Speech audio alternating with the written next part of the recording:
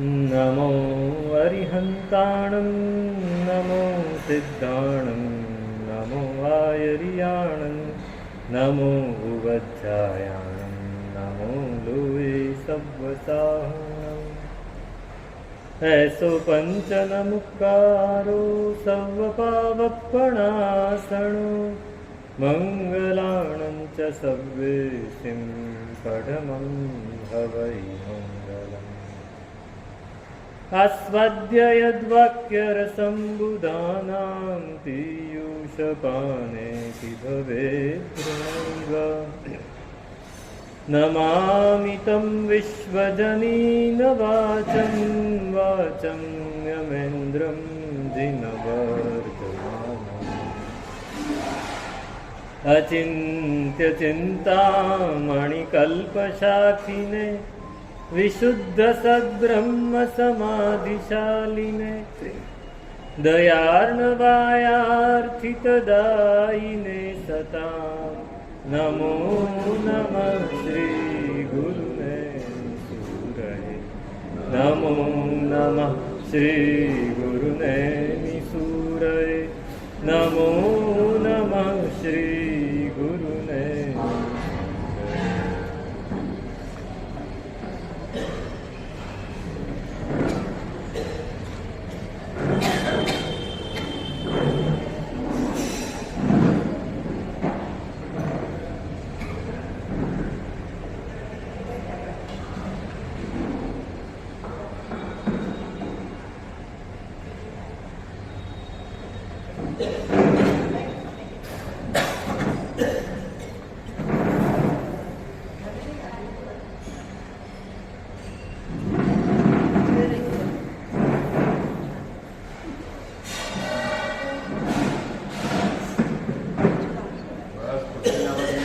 नहीं सेट थी जाओ પછી શરૂ કરીશ બધા બરાબર સેટ થઈ જાઓ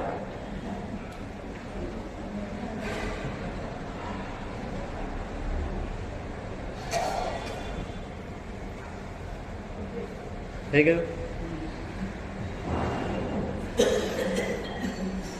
હવે છીએ થોડા એમાં શા માટે અવાજ એટલું બધું કરું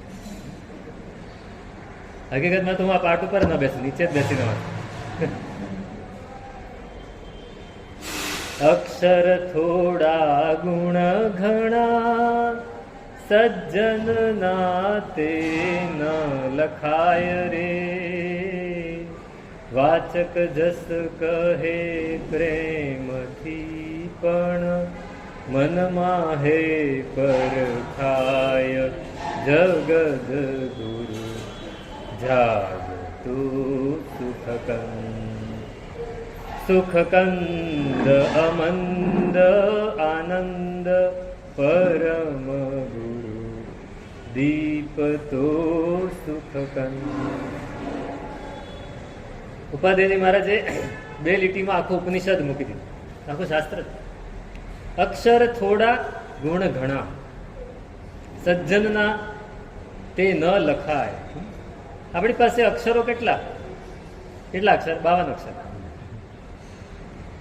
14 સ્વર 26 વ્યંજન અને બાકી જોડાક્ષર ભેગા કરો તો 52 થાય આ 52 અક્ષરમાં કાંઈ ન થઈ શકે કેટલું 32 વર્ણ સમાય રે એક શ્લોકમાં કેટલા વર્ણ આવે તો કે 32 પણ પરમાત્માને કહે છે કે પણ તમારો એક વર્ણ એટલે એક ગુણ પણ આખી દુનિયામાં સમાતો નથી તમારો એક ગુણ પણ આખી અક્ષર થોડા ગુણ ઘણા સજ્જનના તે ન લખાય એને લખી ન શકાય એને તો હૈયામાં અનુભવવા પડે પરખાય સબ ધરતી કાગજ કરું કમલ કરું કલમ કરું વનરાઈ સપ્ત સમંદર કી મસી કરું પ્રભુ ગુણ લીખ્યું નથી અને થોડું ઉતાવળ ન હોય તો પછી કરે તો સારું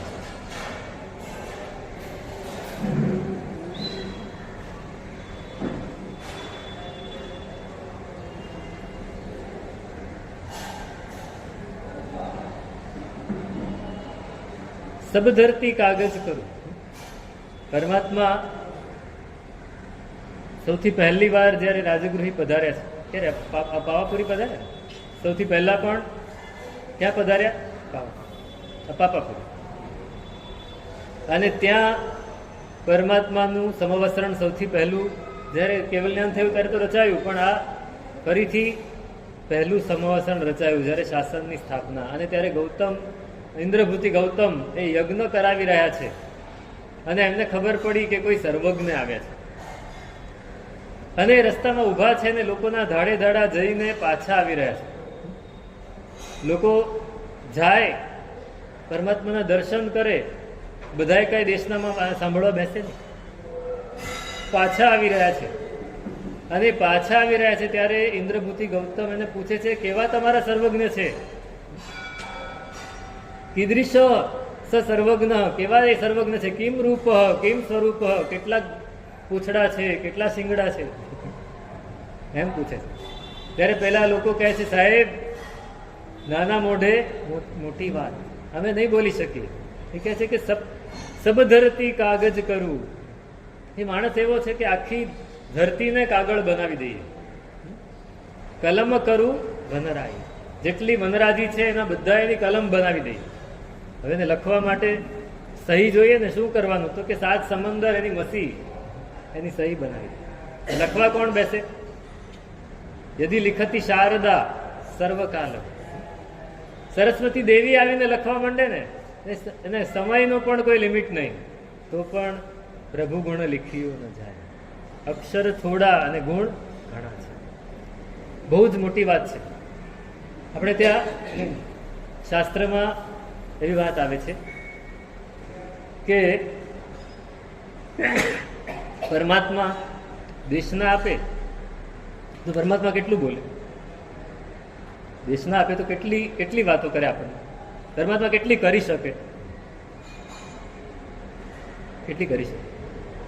અભિલાપ્ય ભાવ અને અનભિલાપ્ય ભાવ. સૌથી પહેલા આ દુનિયામાં અભિલાપ્ય ભાવ થોડાક જ છે. અભિલાપ્ય એટલે જેને બોલી શકાય, જેને શબ્દોમાં ઢાળી શકાય એવા ભાવ કેટલા છે? બહુ થોડા છે. અનભિલાપ્ય, જેને શબ્દોમાં ન ઢાળી શકાય કેટલા છે? અનંત ગુણા છે. અભિલાપ્ય કરતા અનંત ગુણા અનભિલાપ્ય છે, એટલે એને શબ્દમાં ઢાળી જ ન શકાય. હવે પરમાત્મા અભિલાપ્ય ભાવ જ બોલે, પણ એમાં જેને બોલી શકાય, નિર્વચનીય અને અનિર્વચનીય, જેને બીજાની સામે કહી શકાય, બોલી શકાય તો ઘણા બધા, પણ બીજાની સામે કહી ન શકાય એવા, તો એ નિર્વચનીય એ થોડા છે. અનિર્વચનીય એના કરતા અનંત ગણા છે. હવે નિર્વચનીય પણ ઘણા, જેને શબ્દોમાં લોકોની સામે કહી શકાય એવું, પણ લોકોને સમજાવી શકાય એટલા એવા કેટલા? પ્રજ્ઞાપનીય, એ પણ બહુ થોડા. નિર્વચનીય, અભિલાપ્યમાંથી થોડાક નિર્વચનીય, એમાંથી થોડાક પ્રજ્ઞાપનીય. જે પ્રજ્ઞાપનીય હું તમને સમજાવી શકું, હું તમને સમજાવી જ ન શકું. અપ્રજ્ઞાપનીય અનંતા ભાવ છે. હવે કેટલું ફિલ્ટર થયું? સૌથી પહેલા અભિલાપ્ય બહુ થોડા, એમાંથી નિર્વચનીય બહુ થોડા, એમાંથી પ્રજ્ઞાપનીય એનાથી પણ થોડા. એમાંથી આપણે સાંભળીએ કેટલું? ચાલો આપણે કેટલું સાંભળીએ? આપણને સાંભળવા કેટલું મળે? આપણી અનુકૂળતા કેટલી? આપણે 1 કલાક સાંભળીએ. પરમાત્માએ રોજ 2 પ્રહર દેશના આપી. કેટલા વર્ષ? 30 વર્ષ. 30 વર્ષ સુધી રોજના 2 પ્રહર, એટલે રોજના 2 પ્રહર એટલે મહિનાના 60 પ્રહર થાય. વર્ષના 720 પ્રહર, એને 3 ગુણી નાખો એટલે કેટલા થાય? 2160. 2160 કલાક 1 વર્ષના. 1 વર્ષના થાય 2160 કલાક 1 વર્ષના. 1 દિવસના 6 કલાક, તો 360 ગુણ્યા 6 ગણો એટલે 2160. હવે એને 30 વર્ષ સાથે ગુણી નાખો તો કેટલા કલાક પરમાત્માએ દેશને આપી? હા, એટલા બધા 1000 કલાકો પરમાત્માએ દેશના આપી. 65,536 એવું કંઈક થાય છે આંકડો, જે થાય. એટલા કલાકો સુધી પરમાત્માએ દેશના આપી. બધી દેશના કોને સાંભળ્યા? આ પ્રજ્ઞાપનીય ભાવ છે. અને પરમાત્માએ આટલી દેશના ઋષભદેવ ભગવાને 1 લાખ પૂર્વ સુધી દેશના, 1000 વર્ષ ઓછા એવા 1 લાખ પુરુષ સુધી દેશના આપી, રોજના 6 કલાક. રગણો કેટલા કલાક દેશના, પણ કોણે સાંભળી હશે? પ્રજ્ઞાપનીય ભાવો આટલા બધા પરમાત્મા કહી શકે, સાંભળવા વાળા કેટલા? ના, સવારે 1 પ્રહર ને બીજા પછી 1 પ્રહર પછી આ પરમાત્મા આરામ કરે, બીજા પ્રહર વળી ત્રીજા પ્રહરમાં દેશ પરમાત્મા આરામ કરે ત્યારે ગણધર દેશના આપે. એટલે દિવસમાં 9 કલાક દેશના ચાલે, 9 કલાક 12 કલાક દેશના ચાલે, આખો દિવસ ચાલુ છે. એટલે જ સાંજની દેશના ચાલુ હતી પરમાત્માની, અને મૃગાવતીજી બેસી ગયા અને ચંદ્ર સૂર્ય આવેલા, તો એમને ખ્યાલ ન રહ્યો કે દિવસ પૂરો થઈ ગયો છે. પરમાત્માની દેશના ચાલુ હોય, પરમાત્માની દેશના સતત ચાલે. તો એ સાંભળવાવાળા કેટલા? ન સાંભળવાળા જ વધારે હોય. એટલે ફિલ્ટર હજી થયું. પછી સાંભળીને યાદ રાખવાવાળા કેટલા? સાંભળવાવાળા તો ઘણા, એનાથી યાદ રાખવાવાળા કેટલા? ભૂલી જાય. સંસારના કાર્યો એવા બધા છે, આપણી ઘટમાળો એવી છે કે આપણે સવારે શું ખાધું એ યાદ ન રહે, તો ભગવાને શું કહ્યું એ. અમારે બહેનો છે ને, શ્રાવિકાઓ, અત્યારની ખબર નથી, હવે અત્યારે તો શું હશે ખબર નહીં, પણ અમે નાના હતા ત્યારે અમે ઘરમાં જોયેલું, પછી પણ બીજાના ઘરોમાં, મિત્રોના ઘરમાં પણ બધે જોયેલું કે સવારની પરો પૂછે કે આજે શેનું શાક બનાવવું છે, કે આજે શું જમવાનું બનાવવું છે. ઘણી બધી આઈટમો એક ડિબેટ થાય, ચર્ચા થાય, પછી છેલ્લે એક આઈટમ ઉપર ફિક્સ થાય. પછી બિચારા એ લઈ આવે વસ્તુ, બધું વ્યવસ્થિત તૈયાર કરે, 2-3 કલાક જાય, ગરમ ગરમ તમને પીરસે. તમે જમવા બેસો, તમે કંઈક કામમાં હો, ઉતાવળમાં હો, ફટાફટ જમીને ઊભા થઈ ગયા, સાંજે કોઈ પૂછે શેનું શાક ખાધું તું આજે, ખબર નહીં. આટલી બધી મહેનત થઈ હોય જે વસ્તુ પાછળ, એને આપણને કંઈ પડેલી નહીં, એ પણ યાદ નથી રહેતું. તો પરમાત્માની દેશના શું યાદ રહે? સાંભળીએ કેટલું અને યાદ કેટલું રહે? સમજો કે યાદ રહી ગયું થોડું, પણ સમજાયું કેટલું? યાદ તો રહી ગયું, પણ સમજાયું કેટલું? એને સમજી કેટલું શકીએ? બહુ અઘરી વસ્તુ છે. આપણે સમજી લઈએ, આપણને એમ થાય કે હું સમજી ગયો, પણ કંઈક વાત જુદી હોય ને આપણે જુદી રીતે સમજ્યા. એટલે ભગવતી સૂત્રનું પ્રવચન કરી રહ્યા. હવે એમાં 36,000 વાર ગોયમાં શબ્દ આવે. તે ગોયમાં એક માજી આવતા હતા, એને દીકરાને કીધું મહારાજને પેટમાં દુખતું લાગે છે. કેમ? તો કે ઓયમાં કરે છે. સાંભળ્યું ખરું, યાદે રહી ગયું, પણ સમજ્યા નહીં કે મહારાજ ઓયમાં કેમ કરે. આપણે કેટલું સાંભળીએ, કેટલું યાદ રાખીએ, કેટલું સમજીએ. અક્ષર થોડા, ગુણ ઘણા, આ શબ્દો ઉપર ચાલુ છે. અને સમજો કે સમજી પણ લીધું, તો એને ઉતારીએ કેટલું. માણું સત્તમ સુઈ શ્રદ્ધા સંજમમ્ય વીર્ય. સાંભળ્યું ખરું, પણ એની પર શ્રદ્ધા કેટલી, અને દિલમાં કેટલું ઉતાર્યું, અને ઉતાર્યા પછી એને આચરણમાં કેટલું લઈ આવ્યું. આ છેક સુધીની વાત છે. થોડાક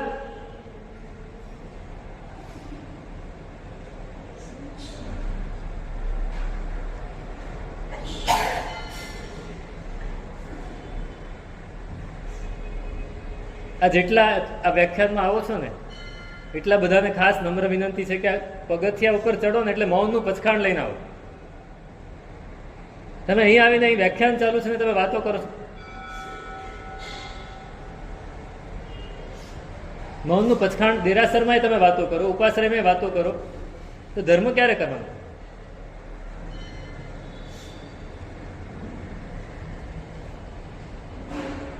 બસ આ જ વાત છે ને. તમે સાંભળો શેની માટે? શેની માટે અહીં આવો છો? સામાયિક કરીને સાંભળવા માટે આવો છો કે વાતો કરવા માટે? ટાઈમ પાસ કરો છો?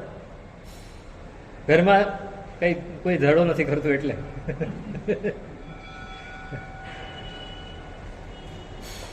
મને ઘણા યુવાન દીકરા દીકરીઓ વહુઓ કહી જાય કે સાહેબ તમે વ્યાખ્યાન રોજ રાખો તો અમને ઘરમાં 2 કલાક તો શાંતિ રહે. આપણે દિલમાં કેટલું ઉતારીએ, એને આચરણમાં કેટલું લાવીએ. અક્ષર થોડા, ગુણ ઘણા. શબ્દોથી કેટલું, અને બીજી વાત, શબ્દોથી સમજાવી કેટલું શકાય. આપણને શબ્દો ઉપર જ વધારે રસ છે. શબ્દ વગર આપણે નથી ચાલી શકતા. આપણી કક્ષા જેટલી નીચી છે. એકવાર બે સંતો ભેગા થઈ ગયા, રાબિયા અને બાયજીદ. બાયજીદ પણ સૂફી સંત હતા, રાબિયા પણ સૂફી સંત હતા. બંને ભેગા થઈ ગયા, બંને ભેગા થવાના હતા. નક્કી થયું કે આવતીકાલે બંને ભેગા થવાના છે. તો બંનેના શિષ્યોને ખૂબ આનંદ હતો કે કાલે કંઈક બંને સંતો વચ્ચે એવી સરસ ગુફ્તગુ થશે, ચર્ચાઓ થશે અને અમે સાંભળશું, અમને ઘણું નવું જાણવા મળશે. ને આવ્યા બાયજીદ, રાબિયા તો ત્યાં જ હતા, એમના શિષ્યો બધા ભેગા થઈ ગયા. લોકોએ ઘણા ભેગા થઈ ગયા અને બેસી ગયા કે હમણાં કંઈક નવું તત્વ મળશે, નવી વસ્તુ સાંભળવા મળશે, કંઈક અધ્યાત્મની ઊંચી વાત સાંભળવા મળશે. બધા રાહ જોઈને બેઠા છે. બંને બેઠા, બંને એકબીજા સામે જોયું, હસ્યા, હાથ ઊંચા કર્યા અને બેસી ગયા. અડધો કલાક કોઈ બોલે જ નહીં. કલાક પૂરો થયો એટલે બાયજીદ ઊભા થયા, હવે અમે જઈએ. તો કે હા જાઓ, ખૂબ આનંદ થયો તમને મળીને, ઘણું નવું જાણવા મળ્યું. પેલા શિષ્યો વિચારે શું જાણવા મળ્યું, એના એ વિચારે છે, આમના એ વિચારે છે, લોકો એ વિચારે છે, કાંઈ જાણવા નથી મળ્યું. તો ગયા. પછી બધાએ પેલાના શિષ્યો એમને પૂછ્યું, આમના શિષ્યો આમને પૂછ્યું કે આ શું થયું? તો કે અમારે જે જાણવાનું હતું એ જાણી લીધું. ગુરોસ્તુ મૌનમ વ્યાખ્યાનમ શિષ્યા વિગત સંશય. ગુરુ એ મૌનપૂર્વક બેસી રહ્યા અને શિષ્યોના સંશયો દૂર થઈ ગયા. આવું બને, આવું બનતું અને આજે પણ બને છે. પોલ બ્રન્ટન, તમે નામ સાંભળ્યું કદાચ, ઇંગ્લેન્ડનો, લંડનનો બહુ મોટો જર્નાલિસ્ટ, પત્રકાર, તંત્રી હતો, મોટા છાપાનો, ખૂબ બુદ્ધિશાળી. એટલું બધું એનું મગજ ચાલે, દરેક વસ્તુના ઊંડાણ સુધી જાય. આપણે છે ને ઉપર છલ્લું જાણીને આપણે બહુ રાજી થઈ જઈએ, પણ એ માણસને ઉપર છલ્લું જાણવામાં રસ નહોતો. એ ઊંડાણ સુધી જાય, ખૂબ ઊંડાણ સુધી જાય, દરેક વસ્તુ એ સમજે. હવે પેપરનો તંત્રી હોય એટલે એને કેટલું બધું જાણવા મળે, ઘણું બધું જાણ્યું. એમાં એને જાણ્યું કે પૂર્વ દિશામાં, પૂર્વના દેશોમાં જ્ઞાન ઘણું બધું છે. એ જ્ઞાન મારે સમજવું છે, શું છે? તો એને સૌથી પહેલા એવી ખબર પડી કે ઇજિપ્ત, મિસ્ર, એને મિસ્ર કહેતા, ઇજિપ્ત દેશમાં અત્યારે પણ એવા સંતો છે કે જેની પાસે જ્ઞાન છે. તંત્રીપણામાંથી એને બ્રેક લઈ લીધો 6 મહિનામાં અને ઇજિપ્ત પહોંચી ગયો. ત્યાં ઘણા સંતો, ઘણા સૂફીઓ, ઘણા ફકીરો હતા, બધાને મળ્યો, ઘણું બધું એને જાણ્યું. પણ છતાં એને થયું કે અહીંયા હજી કાંઈ સંતોષ નથી થતો. અહીંયા હજી પણ ભૌતિક વાત જ છે. વાતો તો છે સારી, જે અમારા કરતાં ઊંચી છે, પણ છે ભૌતિક જ. હજી ભૂત, 5 મહાભૂતને આશ્રયને જ વાત ચાલે છે, હજી ઊંડાણ નથી. તો ઊંડાણ માટે ક્યાં જોયું? એને ભારતનું કંઈ ખબર નહોતી. તો કોઈએ કહ્યું કે તમે ભારત દેશમાં જાઓ, ત્યાં તમને મળશે. અને ભારત દેશમાં ઇજિપ્તમાં ગયો ને 6 મહિના, એને એક પુસ્તક લખ્યું, in search of secret Egypt. પહેલા એને ઇજિપ્તનું બહુ ગમી ગયું ને એને લખી પણ દીધું પુસ્તક. પછી એને ખ્યાલ આવ્યો ઇજિપ્તના રહસ્યની ખોજમાં એ પુસ્તક લખ્યું. પછી ભારત આવ્યો અને ભારતમાં ફર્યો, આખા ભારત. મુંબઈમાં ઉતર્યો, મુંબઈથી એને શરૂ કર્યું. પહેલા ઉત્તરમાં ગયો, કાશી ગયો, ઋષિકેશ ગયો, વૃંદાવન ગયો, હિમાલય ઉપર પણ બધે જઈ આવ્યો. બધે જ ફરતા ફરતા ફરતા એ અહીંયા આ છે ને તમારું શું કહેવાય એને, મહારાષ્ટ્રમાં રાધાસ્વામીનું, રાધાસ્વામી નામ સાંભળ્યું છે? રાધાસ્વામી એક સંપ્રદાય છે અહીંયા. આ લોકોએ જે કર્યું હતું ને, આ મરાઠાઓએ આંદોલન, નામ ભૂલી ગયો, એ જગ્યા એની છે. ત્યાં એમની મૂળ જગ્યા છે. ત્યાં આવ્યો, ફરતા ફરતા બધે જ ફરતા ફરતા દક્ષિણમાં ગયો. દક્ષિણમાં તમિલનાડુમાં એને કાંજીપુરમમાં જ, લગભગ કાંજીવરમ, ત્યાં એને શંકરાચાર્ય મળ્યા. એ શંકરાચાર્યની પાસે ગયા, એને પ્રણામ કર્યા, બધું શીખી ગયો હતો આટલા વખતમાં. શંકરાચાર્ય કહે કે તમે જેની શોધમાં નીકળ્યા છો એવી વ્યક્તિ અને એવું તત્વ તમને હવે થોડા દિવસમાં મળશે. શંકરાચાર્ય સામેથી નથી, એને શંકરાચાર્યને વાત પણ નહોતી કરી. તો કે તમને કેવી રીતે ખબર પડી ગઈ. બધી વાત મોઢેથી કહેવાતી નથી, ખબર પડી ગઈ. કે તમને જે જાણવું છે તમે થોડા દિવસમાં તમને મળશે અને તમે એમાં ઊંડા ઉતરી શકશો. ગયા, હજી આગળ ફર્યા, આગળ વધ્યા, છેક ખૂણા સુધી ગયા અને એમને કોઈએ કહ્યું કે તિરુવનમલાઈ નામનો પર્વત છે, ત્યાં રમણ મહર્ષિનો આશ્રમ છે, ત્યાં તમે જાઓ એકવાર. અને ત્યાં ગયા. આખી નોટબુક ભરેલી હતી પ્રશ્નો લખીને કે મારે આટલા પ્રશ્નો પૂછવા છે. બધું જ નક્કી કરીને, એકદમ જર્નાલિસ્ટ એટલે બધું યાદ પણ હોય છતાં એને નોંધ કરી લીધી છે કે આ પ્રશ્ન તો એનો જવાબ અહીંયા લખીશ, આમ લખીશ, તેમ લખીશ, બધું જ નક્કી કરીને ગયા. એપોઇન્ટમેન્ટ લીધી. રમણ મહર્ષિને પૂછ્યું મારે આવવું છે મળવા માટે, ક્યારે આવું? તો કે ગમે ત્યારે આવો, ચિંતા મત કરો, તમને મળશે ગમે ત્યારે. ગયા. આવી રીતે મોટો હોલ અને એમાં એક મોટી પાટ, એની પર રમણ મહર્ષિ બેઠા છે, આજુબાજુ બધા એમના અનુયાયીઓ શિષ્યો બેઠા છે. એકદમ નીરવ શાંતિ છે અને આમ પ્રવેશ કરે છે અંદર. પ્રશ્નોની ભરમાર છે મનમાં કે આ પૂછવું છે, આ પૂછવું છે. એક દરવાજાની અંદર એક પગથિયું, એક પગલું ભર્યું ને, પ્રશ્નો ઓગળવા માંડે. પ્રશ્નો ઓગળવા માંડે. આવીને સામે બેઠા મહર્ષિની સાથે આંખથી આંખ મેળવી, એક શબ્દ પણ મોઢામાંથી નીકળી જ ન શકે. બેસી ગયા અને 4 કલાક હલ્યા ચલ્યા વગર એમને એમ બેસી રહ્યા. એની સામે જોઈને મહર્ષિ તો ખુલ્લી આંખે ધ્યાન કરતા હતા, એ ધ્યાનમાં હતા, એમની નજર ખુલ્લી હતી એટલે આ એમની આંખમાં આંખ પરોવીને બેસી ગયા. મહર્ષિને ખબર નથી કે આવ્યા છે. 4 કલાક નીકળી ગયા. એ 4 કલાક પૂરા થયા પછી બધાએ કીધું કે હવે સમય થયો છે, બધા જાઓ, પછી આવજો. નીકળી ગયા. બહાર નીકળ્યા ત્યારે યાદ આવ્યું કે અરે મારે પ્રશ્ન પૂછવાના, પણ અંદર એક પણ પ્રશ્ન નથી. બધા જ પ્રશ્નો વિલીન થઈ ગયા. વળી નક્કી કર્યું બપોરે જઈશ. બપોરે આવ્યા. બપોરે પણ એ જ હાલત. બીજો, ત્રીજો, ચોથો, અઠવાડિયું થયું, એક પણ પ્રશ્ન પૂછાતો કેમ નથી? વાતાવરણ જ એ પ્રશ્ન જ ન પૂછી શકે. બધા પ્રશ્નો ઓગળી જાય. એ દિવસે નક્કી કરીને ગયા કે આજે તો પૂછવા જ છે. બહુ મનને મક્કમ કરીને જઈને બેઠા ને રમણ મહર્ષિને પ્રશ્ન કર્યો. એ દિવસે ધ્યાનમાં નહોતા બેઠા. સાહેબ આ પ્રશ્ન પૂછવો છે. તો કે પૂછો. તેમણે જવાબ, પ્રશ્ન પૂછ્યો. તો કે પ્રશ્નનો જવાબ પહેલા પછી આપું, પહેલા તમે એ નક્કી કરો કે આ પ્રશ્ન કોણ પૂછે છે, આ પ્રશ્ન પૂછવા વાળો કોણ છે? તો કે હું. તો કે હું એટલે શું? હુ એમ આઈ? હું કોણ? આ શરીર. એ શરીરને પ્રશ્ન થતો જ નથી. જ્યારે આની અંદર જીવ નહીં રહે ત્યારે એને પ્રશ્ન થશે નહીં. શરીરને પ્રશ્ન. હું કોણ એ પહેલા ગોતી લાવો, પછી તમને પ્રશ્નનો જવાબ આપો. અને એને પણ મગજમાં બેસી ગયું કે હું કોણ, એને ગોતું છે. હુ એમ આઈ. અને એને બહુ જ મહેનત કરી. 4 મહિના રહ્યો ત્યાં અને મહેનત કરીને એને પ્રશ્નનો જવાબ મળ્યો. પછી એને જઈને રમણ મહર્ષિને કહ્યું કે સાહેબ જવાબ મળી ગયો છે, હવે એક પણ પ્રશ્ન નથી.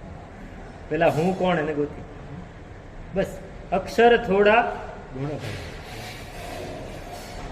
આપણે શબ્દોને, અક્ષરોને જ મહત્વ આપીએ છીએ, પણ ગુણ તો અનંતા છે. ગુણ અનંતા સદા તુજ ખજાને ભર્યા, એક ગુણ દેત મુજ શું વિમાસો, રયણ એક દેત સિંહાણ રયણાય રે, લોકની આપદા જેણે નાસુ. તમારામાં અનંતા ગુણ છે, એક ગુણ તો આપો. પરમાત્માની પાસે ગુણ માગ્યો છે કોઈ દિવસ? આપણે શું માગીએ છીએ? માગવું છે. આ આપવા વાળો બેઠો છે. આપણે માગણ છીએ અનાદિકાળના. અનાદિકાળના. પેલો બ્રાહ્મણ હતો ને, વીર વિજયજી મહારાજ કહે છે કે બ્રાહ્મણ હતો, પરમાત્મા વરસીદાન આપી રહ્યા હતા, ત્યારે ભાઈ બહાર જતા, એની પત્નીએ ખખડાવીને તું કંઈ કરતા નથી કામ, તમે કંઈક કામ નથી કરતા, જાઓ કંઈક લઈ આવો તો આપણે કંઈક માગી લાવો. તો એને મોકલ્યા ને જે દિવસે નીકળ્યા એ દિવસે વરસીદાન શરૂ થયું. અને 1 વર્ષે બરાબર પાછા આવ્યા ત્યારે વરસીદાન પૂરું થયું. બરાબર મરચાની સિઝન આવે ને પોપટની ચાંચ પાકી ગઈ. કરવું શું? એની પત્ની કે આવા ને આવા અહીંયા કલ્પ વૃક્ષ આવ્યું હતું ને તમે જતા રહ્યા બહાર, પણ તે મોકલ્યો હતો, પણ તમારે તો આવવું જોઈએ ને પાછા. વર્ષે બરાબર પૂરું થયું ત્યારે જ આવવાનું. જાઓ, હજી જાઓ, હજી આપશે. અને ગયા. આપણને ખબર છે પરમાત્માએ શું કર્યું? દેવદૂષ્ય અડધું આપ્યું, અડધું લઈને આવ્યો. સોની કે આખું લઈ આવો, લાખ સોનામોર મળશે. અને એ પાછળ ને પાછળ ફરે છે ને એ તો ફરે છે, આપણને ખબર છે ને વસ્ત્ર પડી ગયું ને લઈ આવ્યા. પણ વીર વિજયજી મહારાજ કહે છે કે એ બ્રાહ્મણ, હું એ બ્રાહ્મણ. વીર વિજય મહારાજ બ્રાહ્મણ, એણે માગ્યું, હું માગું છું. એને તો તમે અડધું વસ્ત્ર આપ્યું, મને તો કંઈક આપો. હું તો અનાદિકાળથી માગું છું, અનાદિકાળથી. આપણે શું માગ્યું? આની પાસે જઈને શું માગ્યું? અક્ષર થોડા ગુણ ઘણા સજ્જનના. સજ્જનની પાસે ગુણ વધારે હોય. આપણે ગુણ માગવા છે.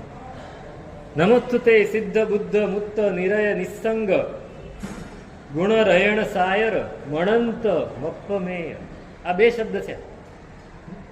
હવે પક્ષી સૂત્ર બોલીને એમાં પરમાત્માનું વિશેષણ આવે છે કે નમોસ્તુતે, તમને નમસ્કાર થાવ. તમે કેવા છો? તો કે તમે સિદ્ધ છો, બુદ્ધ છો, મુક્ત છો, નીરજ છો.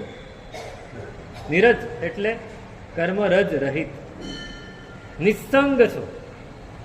આવું કોઈ દિવસ યાદ આવે છે ખરું? આપણે પરમાત્માની સામે ગયા તો શું યાદ આવે? પરમાત્માને જોઈને, કુંથુનાથ દાદાને જોઈને શું યાદ આવે? શંખેશ્વર પાર્શ્વનાથ પાસે જાઓ, આદિનાથ ભગવંત પાસે જાઓ, કોઈ પણ પરમાત્મા પાસે જાઓ, જોઈને યાદ શું આવે?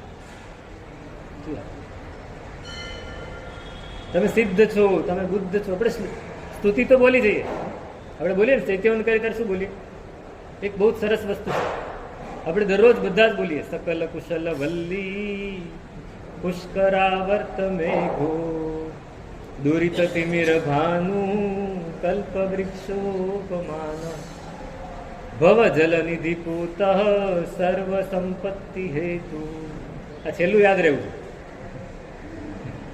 સભવતુ સતતમ વહ શ્રેયસે શાંતિનાથ સકલ કુશલ વલ્લી પુષ્કરાવર્ત મેઘ. આ વરસાદ પડે છે, વરસાદ પડે તો શું ઉગશે? લીલોતરી ઉગશે, વેલડીઓ ઉગશે, વૃક્ષો ઉગશે, ઘાસ ઉગશે, અનાજ ઉગશે, બધું જ ઉગશે.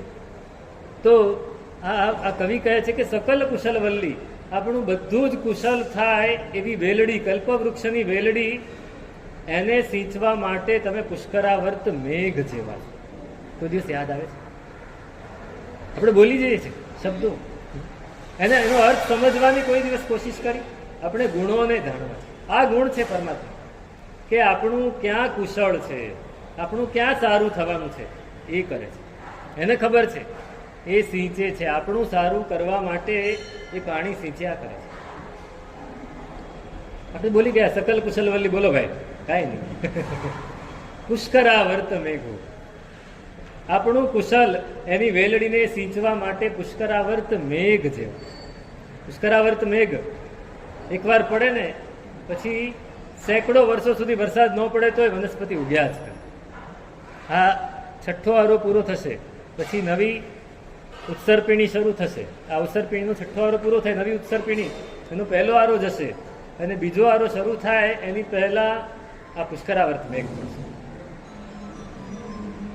એવો પડશે ત્યાં સુધી બધું જ બળીને ખાક થઈ ગયેલું, છઠ્ઠા આરામાં બધું બળી ગયું, એક પણ ધરતીમાં કાંઈ પણ ઉગે નહીં.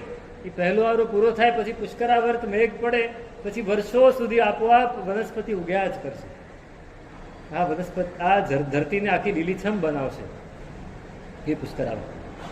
દુરિત તિમિર ભાનુ, દુરિત એટલે પાપ, તિમિર એટલે અંધકાર. પાપ રૂપી અંધકારને દૂર કરવા માટે સૂર્ય જેવા. આપણને પાપ દૂર કરવું ગમે છે? પેલા પાપ શું છે એ જ નથી સમજવું. પાપ શું છે એ જ નથી સમજતા. તો પાપ રૂપી અંધકારને દૂર કરવા માટે આ સૂર્ય જેવા છે, ક્યાંથી યાદ આવશે? કલ્પ વૃક્ષોપમાન, કલ્પવૃક્ષ જેવા છે. જે ઈચ્છો એ મળે. માગવાનું આપણા હાથમાં છે. આપણે કેટલું માગીએ છીએ, માગતા કેટલું આવડે છે. પેલા બે જણા હતા, એક બ્રાહ્મણ હતો અને એક વાણિયો. બંને જણા જંગલમાં, વાણિયો તો કાણો હતો, આંખ નહોતી, આંધળો હતો. બંને જણા જંગલમાં ફરતા ફરતા પહોંચી ગયા ને એક શંકર દાદાનું મંદિર હતું. ત્યાં પહોંચ્યા. તેનું પૂજારી કે બંને ગરીબ હતા, એકદમ દરિદ્ર. કાંઈ નહીં, આપણે સાંભળો, મારો અવાજ પહોંચે છે ને? બસ. બંને દરિદ્ર. તો ત્યાંનો પૂજારી કહે કે આ મંદિર એવું છે ને, તમે અહીંયા જો તપ કરીને કંઈ પણ ઈચ્છા કરો ને તો બધું જ મળી જાય બધું. ભાઈ બ્રાહ્મણ હતો, એ સજોડે હતો, એની પત્ની પણ હતી, એનો દીકરો પણ હતો. કે આપણે બધાએ બેસી જઈએ, માગતા આવડવું જોઈએ. 4 જણા બેસી ગયા, ખૂબ તપ કર્યું, અને શંકર દાદા પ્રસન્ન થઈ ગયા. માગે તે આપ. એક જ વાક્યમાં માગવાનું છે, એક જ વાક્ય. 4ને એક વાક્યમાં જે માગવું એ માગે. એક જ વાર મંગાશે, બીજી વાર નહીં. વાણિયો હતો, ઉસ્તાદ હતો. એને કહ્યું કે સાહેબ, મારા પૌત્રની પુત્રવધૂને 7મા હવેલીના 7મા માળ ઉપર સોનાના હિંચકામાં એના દીકરાને ઝુલાવતા જોઉં. શું માગ્યું? બધું માગ્યું. 7 માળની હવેલી, પૌત્ર એટલે સંતાનની પરંપરા જોવું, એટલે આંખ ને સોનાનો હિંચકો એટલે શું, કેટલું ધન હોય, અને બધી પેઢી બધા જ સુખી. એને માગી લીધું. એ તો નીકળી ગયો, તથાસ્તુ. બ્રાહ્મણને કહ્યું, એની પત્નીને પણ કહ્યું, એના દીકરાને પણ કહ્યું, 3ને કહ્યું કે અમે વિચારીને કહીએ. વાંધો નહીં, તમારે જ્યારે કહેવું અહીંયા આવીને કહેજો, થઈ જશે. કહ્યું. બહાર નીકળ્યા 3 જણા. શું માગવું, કેવી રીતે માગવું, બધું વિચારે છે. કઈ નક્કી નથી થતું. એક માણસ હોય તો વિચારી શકે, અને જે ઈચ્છા હોય કરી દે, પણ 3 ભેગા થાય ને પછી ઠેકાણું પડે નહીં. બોલો આમ ખેંચે, બોલો આમ ખેંચે. તેની પત્ની વિચારે કે આ 2 જણા ગરબડ કરે છે, હું કંઈક કરું. આમ આખી જિંદગી એમને બગાડી છે. પેલા 2 કંઈક કામે ગયા તો આ મંદિરમાં ઘૂસી ગઈ, અને એને જઈને કીધું કે મને 16 વર્ષની એકદમ રૂપાળી કન્યા બનાવી. તથાસ્તુ, બની ગઈ. રૂમઝૂમ કરતી ત્યાં ફરવા માંડી, અને બરાબર રાજા ત્યાંથી નીકળ્યો. ત્યાંથી એને જોયું કે આ 16 વર્ષની સરસ રૂપાળી કન્યા છે, રૂમઝૂમ કરતી ફરે છે. એને કીધું ચાલ મારી સાથે. આને થયું આજ સારું છે, આખી જિંદગી આમને આમ માગીને જ ખાધું છે. રાજાના ઘરે રાણી બનીને રહીશ. જતી રહી હતી, પહોંચી ગઈ.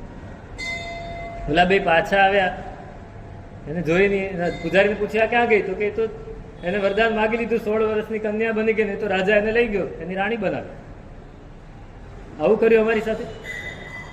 એને બરાબર પાઠ ભણાવવો પડે. બ્રાહ્મણને આવ્યો ગુસ્સો, એને વરદાન માગી લીધું, એને ગધેડી બનાવી દો. રાજા એને લઈ ગયો, એના મહેલમાં લઈ ગયો, ગધેડી બની ગઈ. માગતા આવડ્યું નહીં. પહેલું વરદાન ગુમાવ્યું, બીજું ગુમાવી દીધું, ગધેડી બની ગઈ. રાજાએ કાઢી મૂકી. રડતી રડતી પાછી ત્યાં આવી તો પૂજારીને દયા આવી ગઈ કે હવે આને પાછું કંઈક કરો. શું કરશું? દીકરો કે મારી પાસે એક વરદાન છે. એને પાછી બ્રાહ્મણી બનાવી. પાછા હતા ત્યાં ગઢવી ઘેરના ઘેર ને ભેડકા ભેર. રળિયા ગઢવી ચારણ હતા ને, કસુંબા પાણીની બહુ આદત, રોજ અફીણ લેવું પડે. હવે દુષ્કાળનું વરસ, અને પાછા ગઢવી હતા, એક જ માલિક, અજાચક વ્રત, એક જ માલિક પાસે માગવા. તેની પત્ની કે જાઓ, આ વખતે કાંઈ છે નહીં, આપણે ઠાકોર પાસે જઈ આવો. રોજ બાકી કાંઈ નહીં, ઘરમાં થોડી બાજરી પડી હતી, ભેડકું બનાવે, ભેડકું ખાવાનું. તો એ પેલું ટાયરડું ઘોડું હતું, એ ઘોડા ઉપર બેસીને નીકળ્યા. થોડે ગામની બહાર પહોંચ્યા, થોડે દૂર પહોંચ્યા ને ત્યાં પેલી અફીણની તલબ લાગી. એટલે થોડું અફીણ પડેલું હતું ઘોડાના સામાનમાં, ત્યાંથી કાઢ્યું, અને પેલું ચક્કર આવતા હતા, કાઢ્યું, અને આમ પાણીમાં બરાબર પલાળી, બરાબર ઘૂંટી અને ઘૂંટવું પડે. અડધો કલાક ઘૂંટતા થાય.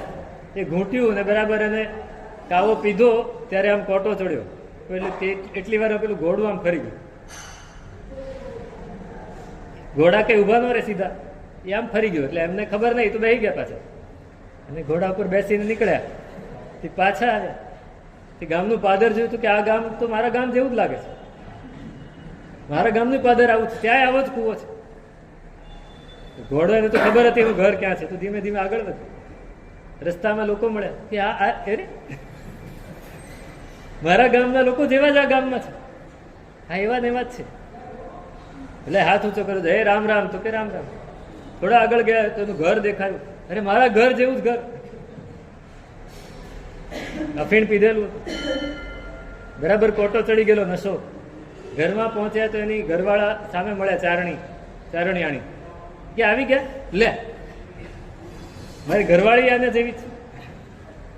અરે હું જ છું, તમે ક્યાં? ત્યારે યાદ આવ્યું કે પાછો આવ્યો હતો કે ગઢવી ઘેરના ઘેર એને ભેડકા ભેર. પેલા બ્રાહ્મણી અને એનો દીકરો પાછા હતા એવા ને એવા થઈ ગયા, અને બોલો શેઠ બની ગયો. 7 માળની હવેલી ને ખૂબ ધન. આ લોકોને ખબર પડી કે વાણિયા પાસે તો એટલું બધું, આપણે એવા ને એવા રહી ગયા. જઈએ એની પાસે, એ કંઈક આપશે ને ગયા અને એને આપ્યું. પણ માગતા આવડવું જોઈએ. આની પાસે શું માગ્યું? આ કુંથનાથ દાદા પાસે આપણે શું માગ્યું? એના ગુણોની આપણે બોલી જઈએ છીએ, ગીત ગાતા તો બહુ સરસ આવડે, તારા ગુણોની પાટ મને આપો મારા સ્વામી, મને તારા માર્ગના શું વર્તા. ક્યાં વર્તા ક્યાં છે? કાંઈ જ લેવા દેવા નથી આપણને. સજ્જનોના ગુણોનો પાર ના આવે, આપણને પરખ હોવી જોઈએ. એના ગુણ માગવા છે, એના ગુણ માગવા છે. સજ્જનસ્ય હૃદયમ નવનીતમ યદ્વદંતિ કવયસ્તદલીકમ અન્ય દેહ વિલસત પરિતાપાત સજ્જનો દ્રવતિનો નવનીતમ. હું બહુ નાનો હતો અને આવી જ વાત નીકળી. મારા ગુરુ મહારાજ વ્યાખ્યાન આપતા હતા અને એમાં સજ્જનોની વાત નીકળી કે સજ્જન કેવા હોય. અને એક શ્રાવક બેઠેલા, હીરાભાઈ, એનું નામ હીરાભાઈ, ઉંમર લગભગ 84-85 વર્ષની. અને વ્યાખ્યાનમાં બરાબર આવીને આમ અહીંયા જ બેસો, તમે બેઠા છો ને એ જ જગ્યાએ, બરાબર કાન દઈને સાંભળે અને યાદ રાખે. એમને 3000 શ્લોક યાદ હતા. કેટલા?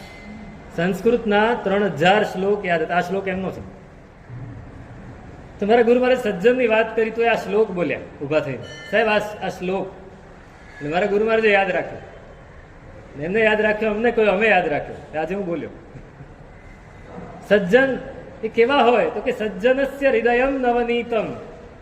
લોકો એમ કહે છે, કવિઓ એમ કહે છે કે સજ્જનનું હૃદય માખણ જેવું કોમળ છે. નવનીત એટલે કે માખણ, એના જેવું કોમળ છે. તો કે ખોટી વાત છે. સજ્જનનું હૃદય માખણ જેવું છે જ નહીં. કેમ?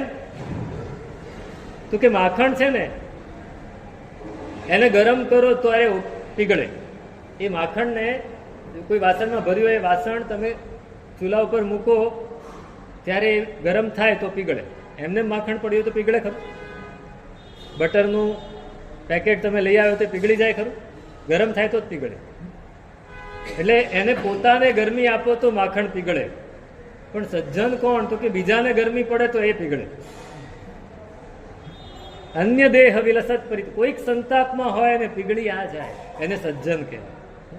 એ સજ્જનના ગુણ આપણે પરખવા છે. સજ્જનના ગુણ પરખવા છે.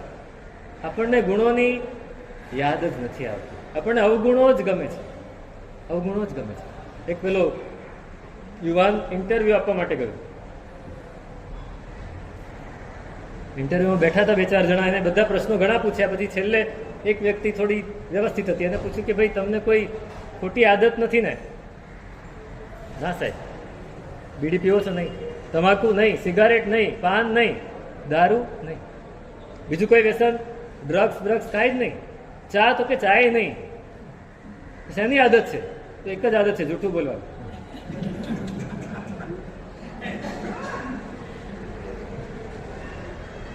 શું થાય? આદત. એક આદત એ બીજી બધી આદતને લઈ આવે. જૂઠું બોલવાની આદત છે, બધું આવી ગયું. એટલે કે ભાઈ બસ, તો તમે કાંઈ રહેવાની જરૂર નથી. કુમારપાળ જ્યારે રાજા બન્યા ને ત્યારે પહેલા તો બધું રાજ્ય સમૂહસૂત્રું કરતા એને થોડો સમય ગયો. 18 દેશ જીતવાના. પછી આવ્યા અને પછી દરબાર ભરાયો અને કવિએ એમના વખાણ કર્યા. કવિ એવું બોલ્યા કે સિદ્ધરાજ જયસિંહ એમાં 98 ગુણ હતા અને 2 જ દુર્ગુણ હતા. અને રાજા કુમારપાળ એમાં 2 ગુણ છે પણ 98 દુર્ગુણ છે. એ બહુ સારી રીતે બોલ્યા, પણ કુમારપાળને ખોટું લાગી ગયું. એને કે આ કવિને સજા કરવી પડશે, કવિને સજા કરવી પડશે, આવું બોલે. સિદ્ધરાજ જયસિંહમાં 98 ગુણ ને 2 જ દુર્ગુણ, ને મારામાં 2 જ ગુણ ને 98 દુર્ગુણ. આ નહીં ચાલે. ગુસ્સો બહુ આવી ગયો. મૂળે આટલું થાકીને કંટાળીને આવું કઈ બોલે તો શું થાય? ઉદયન મંત્રી કે સાહેબ એ સાચું બોલે, એ સાચું બોલે. કે સિદ્ધરાજ જયસિંહમાં 98 ગુણો હતા પણ 2 દુર્ગુણો એવા હતા કે બધા ઢંકાઈ જાય, બધા ઢંકાઈ જાય. એક નાની નાની વાતમાં ગુસ્સો બહુ કરતા. અને બીજું, પરસ્ત્રી ઉપર એને વધારે રાગ હતો. આ 2 વસ્તુ એને લીધે બધા 98 ગુણો એના ઢંકાઈ જાય. તમારામાં 98 દુર્ગુણ ભલે રહ્યા પણ આ 2 છે. તમારામાં ધીરજ એટલી છે, તમારામાં ગુસ્સો નથી. અને બીજું, તમે પરસ્ત્રીને માં જેવી ગણો છો. આ 2 ગુણોથી તમારા 98 દુર્ગુણ એને સાચી જ પ્રશંસા કરી છે. આપણને દુર્ગુણો દેખાય, આપણે દુર્ગુણોને જ શોધીએ. કોઈ વ્યક્તિ આપણા પરિચયમાં આવે તો આપણે એના ગુણો જોઈએ કે દુર્ગુણો જોઈએ? અવગુણ જોઈએ કે ગુણ જોઈએ? આપણે સમજો કે એની સામે બેઠા હોઈએ તો અરે રે તમારામાં તો આટલું સરસ, તમે તો બહુ જ સારા, તમે તો આવા. અને પાછળ સામે બોલવાની હિંમત નથી. ગુણવંત શાહ કહે છે કે સામે કહી શકો ને તો એની નિંદા કહેવાય, પણ પાછળથી કહો તો એને કુથલી કહેવાય. આપણે નિંદા કરીએ કે કુથલી કરીએ? આપણે બધું જ યાદ રાખીએ કે એને આવું કર્યું તો આવો છે, એ તો આવો છે, એ તો આવો છે. અરે ગુણ જુઓ, ગુણને જોતા આવડે તો આગળ વધી શકાય. અવગુણ જ આપણને આપણા બીજાના અવગુણ દેખાય અને પોતાના ગુણ દેખાય કે મારામાં આવું છે, હું તો આવો, હું તો આવો, મેં આવું કર્યું, મેં આવું કર્યું.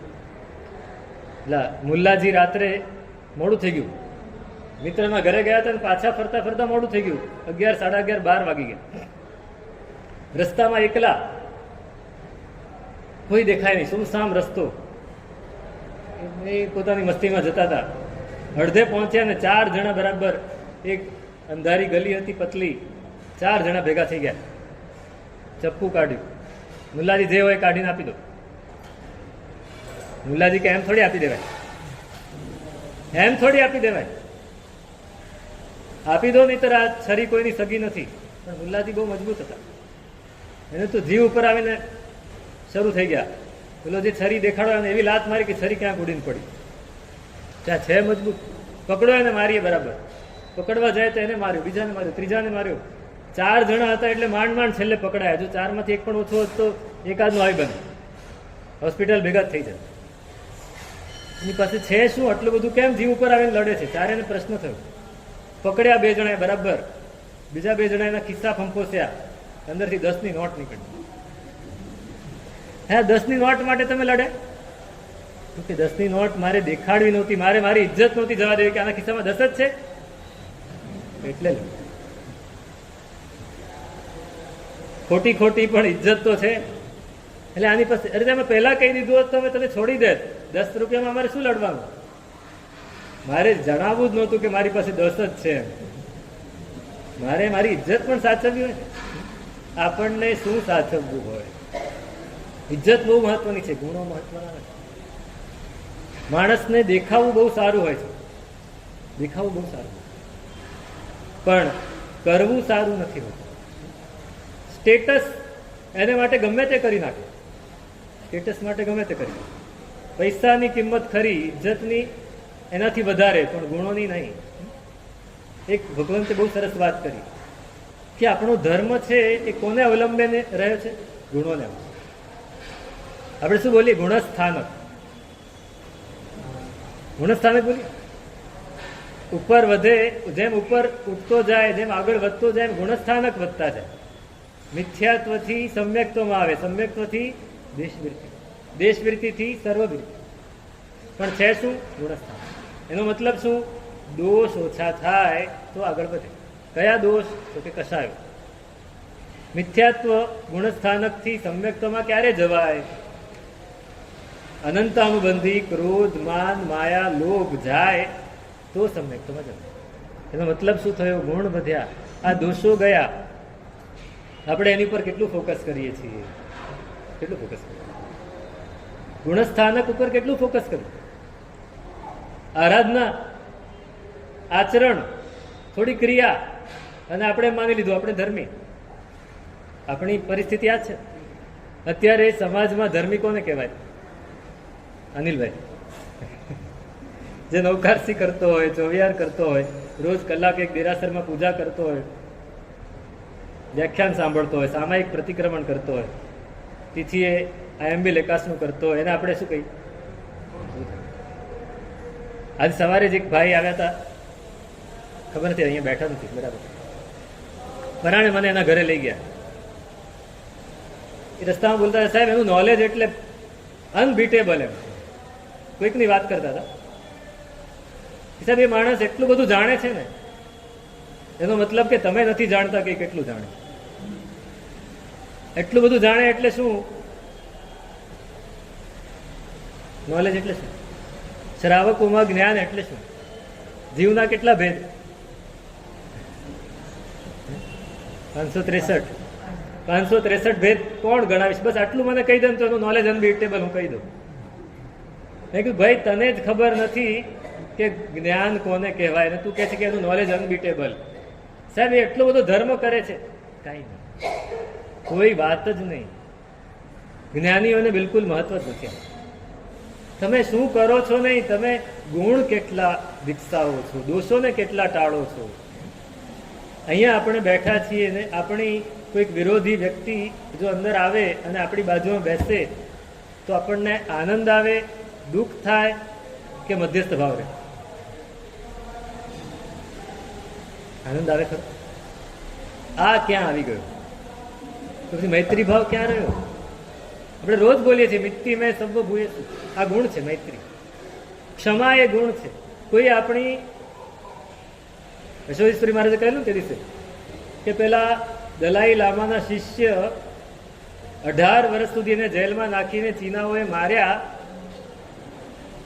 અને એ પછી છોડી મૂક્યા. જયારે પાછા આવ્યા ગુરુ પાસે ત્યારે ગુરુએ પ્રશ્ન શું પૂછ્યો કે તમને 18 વર્ષમાં શું તકલીફ પડી? તો કે કોઈ તકલીફ નથી પડી, ફક્ત અમને એના ચીનના લોકો પ્રત્યે સહેજ પણ દુર્ભાવ ન થાય એટલી કાળજી રાખવાની તકલીફ પડી. કેવી ક્ષમા છે! અપરાધી શું પણ નવી ચિત્ત થકી ચિંતવીએ પ્રતિકૂળ સુગુણ નર. એક ક્ષમાનો ગુણ વિકસાવવો હોય. હવે સમ્યક્ત્વમાં પહેલું લક્ષણ આ છે કે અપરાધી શું પણ નવી ચિત્ત થકી. તો એ લામામાં સમ્યક્ત્વ છે કે નહીં? આપણે શું માનીએ? હા માનીએ. આપણે માનીએ નહીં સાહેબ એ ક્યાં દેરાસર આવે છે, એ તો અભક્ષ્ય ખાય છે. અરે ખાઓ કે ભક્ષ્ય નહીં ખાઓ, ગુણ કેટલા છે તમારા. એક મૈત્રી ભાવ આપણે ન રાખી શકીએ. કોઈ માણસ આપણને મળવા આવે, સમજો કે આપણો વિરોધી છે અથવા આપણને નથી ગમતો ને છતાં એ મળવા આવે છે, તો ખૂબ અંદરથી ઉલ્લાસ થાય કે આજે મને મૈત્રી ભાવ સાધવાની તક મળી.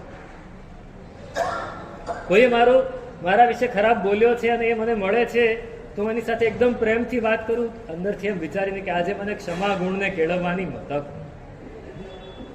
કોઈ મારું અપમાન કરે છે અને એ વખતે હું ઈગો અને શાંત રાખું છું તો મને નમ્ર બનવાની, નમ્રતા ગુણને કેળવવાની તક મળી. કોઈ મારી સાથે માયા કરે છે, મને છેતરવાની વાત કરે છે અને છતાંય હું એને જવા દઉં છું, કાંઈ વાંધો નહીં, એમ નહીં, ઠીક હવે, એમ નહીં. મને સરળતા ગુણ કેળવવાની તક મળે. કોઈ મને ગમે એવી ઓફર આપે પણ છતાંય હું એને ના પાડું, સંતોષ ગુણ કેળવવાની તક મળી. 10 પ્રકારનો યતિ ધર્મ છે. આપણે એને બિલકુલ લક્ષ્યમાં જ નથી લીધું. એને લક્ષ્યમાં લઈશું તો ગુણસ્થાનક વધશે ને, નહીતર કેમ વધશે? આપણા ગુણો આપણે જ વધારવા છે. પેલો કુંભાર છે ને, એક દિવસ મેં કહેલી આ વાત, કુંભાર પોતાના ગધેડાઓને લઈને જતો હતો. ગધેડા બધા આગળ, એની પાસે એક ગધેડી પણ હતી, એને પાછળ લઈને ચાલતો હતો. નહીં તો ઓલા બધા હેરાન કરે. ગધેડીને પોતાની સાથે લઈને ચાલતો હતો. બધા ગધેડા આગળ, સામાન નાખેલો હતો, ગધેડી ધીમે ધીમે ચાલતી હતી. કુંભાર હાથમાં લાકડી હતી, ડફણું હતું, પણ બોલે કે ચાલ બેન ચાલ, ચાલ બેન ચાલ, ચાલ બેન. ચાલ ચાલ ચાલ બેન ચાલ. તો કોઈ માણસ મળ્યો, મિત્ર હતો, કે લ્યા તું આ ગધેડીને બેન કેમ કે છે? ગધેડીને કેમ બેન કે છે? તો કે ઘરમાં બહુ દીકરીઓ બધા જ છે, કોઈક દિવસ ગુસ્સો આવે, આને ગધેડી કહું તો એને ગધેડી કહીશ, પણ આને બેન કહીશ તો એને બેન. મારે મારી જીભ બગાડવી નથી, દૂષિત નથી કરવી, દોષ નથી લાવવો. આપણી કેટલી તૈયારી દોષોને દૂર કરવાની અને ગુણોને વિકસાવવાની. નાનપણમાં આપણે નાના હતા ત્યારે આપણા માતા પિતાએ આપણે અપશબ્દ ન બોલી એના કેટલા ધ્યાન રાખ્યું. એક મોઢામાંથી ખરાબ શબ્દ નીકળે, મેં ખાધેલા છે વેલણ, લાકડી, વેલણ, ડામ પણ ખાધેલા છે. મોઢામાંથી ખરાબ શબ્દ નીકળ્યો કે એક પડી જાય. આપણને આટલા સંસ્કાર આપણા માતા પિતાએ આપ્યા, હવે આગળ એને કેટલા વધારવાના છે? આપણે ગુણોને કેટલા વિકસાવી શકીએ, દોષોને કેટલા. બસ આ ગુણને દોષ ઉપર જો આપણે ધ્યાન આપીશું ને તો આ પરમાત્મા મળ્યા સાર્થક. પરમાત્મા મળ્યા સાર્થક. આપણે સજ્જનના ગુણ લખી ન શકાય, એ તો હૈયામાં પરખવા પડે, અનુભવવા પડે. સમતા ગુણ આપણે અનુભવવો પડે, ત્યારે ખબર પડે કે એમાં કેટલી સમતા હતી. સંતોષ, નિસંગતા, નિર્મમતા, આ બધા ગુણો આપણે અનુભવીશું આપણા જીવનમાં તો ખબર પડશે. એક બહુ સરસ નાનકડો પ્રસંગ હમણાં વાંચ્યો, આપણને વિચારતા કરી દે એવો પ્રસંગ. બે મિત્રો હતા, બે જીગરજાન મિત્ર. આખા દિવસમાં 2-3 કલાક ભેગા થઈને વાતો ન કરે તો ન ચાલે. બધી જ વાતો કરવાની દિલની. અને બંને પોતાનો બિઝનેસ બધું જ કરતા હતા, પણ બંને ભેગા થાય રોજ. એકબીજાને જોયા વગર, મળ્યા વગર, સાથે ચા પીધા વગર ચાલે જ નહીં. મૈત્રી એ બહુ મહત્વની વસ્તુ. હવે એક મિત્રનું ઘર રિનોવેશનમાં ગયું, રિનોવેશન કરવાનું હતું, એટલે બધી વસ્તુઓ વ્યવસ્થિત કરતા હતા એ લોકો.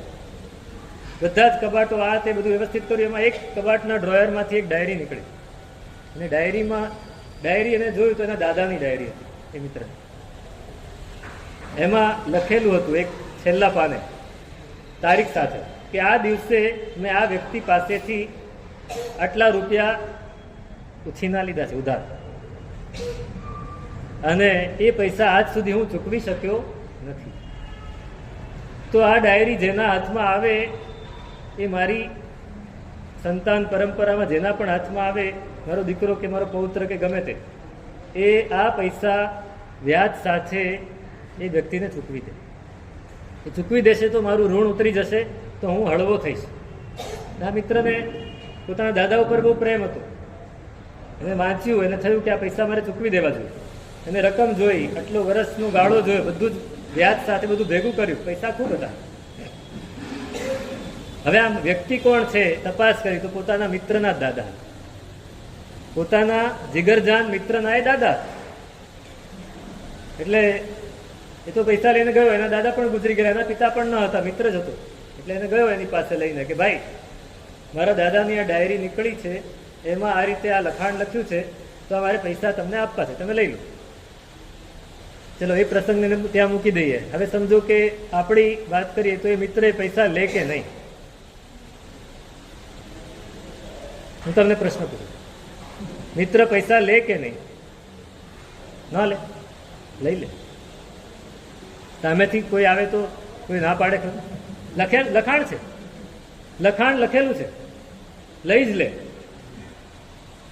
હવે નીચે ટ્વિસ્ટ લખ્યો એમણે કે સમજો કે ડાયરીમાં એવું લખ્યું હોત કે આ વ્યક્તિને મેં આટલા ઉધાર રૂપિયા આપ્યા છે,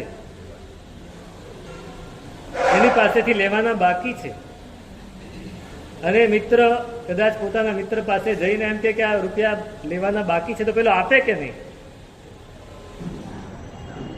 આપે કે નહીં? અરે આવું તો ઘણું લખાણ હોય, થોડી માની લેવાય. આપવાના આવે ત્યારે, લેવાના આવે ત્યારે ના લખાણ છે ભાઈ, લેવા પડે. અને પેલા અરે આવા તો ઘણા લખાણ હોય, એવું થોડી માની લેવાય. તો આ માયા આવી ગઈ, આ માયા આવી ગઈ, આ લોભ આવી ગયો. આ બંને વસ્તુ, આ દુર્ગુણ છે, આ દોષ છે. આપણા જીવનમાં આવા દોષ કેવા, કેટલા!